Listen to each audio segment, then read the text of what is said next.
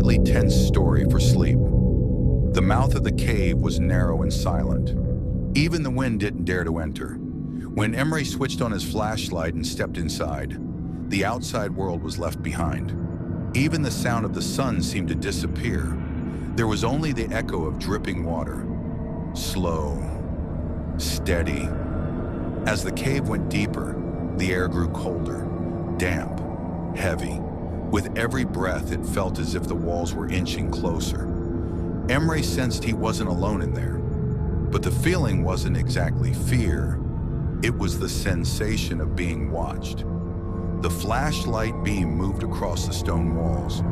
There were old scratches, as if someone had traced the walls in the dark to find their way. The deeper he went, the sounds changed. The water was no longer dripping. It sounded more like breathing. Emre stopped. He listened. The cave answered. From far away came a slow scraping sound, stone against stone, but rhythmic.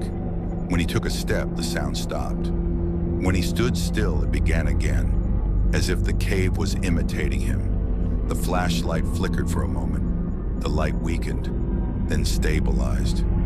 That was when Emre noticed. There were footsteps, but no echo. There should have been an echo in this cave. He leaned against the wall. The cold stone calmed his heartbeat. He took a deep breath. Another breath came from inside the cave. At the same time, Emre aimed the flashlight forward. The beam hit a narrow passage. At the end of it, the darkness was thicker. The light couldn't reach it, as if the darkness was swallowing the light. Emre didn't move forward. He didn't turn back either. He just stood still. Time slowed. The cave fell silent. Then a whisper came. It wasn't a word. It wasn't even a sound. It felt more like a reminder. We are here. Emre closed his eyes. He slowed his breathing. His heart calmed. The cave calmed too, as if it had accepted him. After a while, the sounds faded. The air felt lighter. The flashlight returned to normal. Emre turned back. When he stepped outside, the sky was still there.